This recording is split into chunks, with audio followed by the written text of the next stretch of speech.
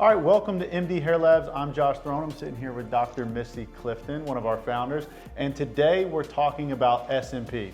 SMP is an innovative hair loss solution used to treat male pattern baldness, receding hairlines, thin spots, transplant scars, and different forms of alopecia. But everybody wants to know, how does SMP work? So I'm here with the expert. How does SMP work? Okay, well, first of all, SMP stands for Scalp Micropigmentation, and it's basically little tiny, very precisely placed tattoos. Gotcha. That mimic the natural look of hair follicles. So someone who's generally thinning or even bald on top, it would work for both of those types of patients? It would.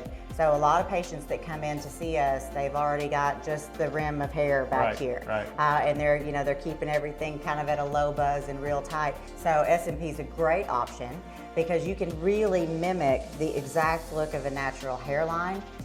They can match the color of your hair perfectly. So that as long as you're keeping your hair at a low buzz, it's going to look extremely natural.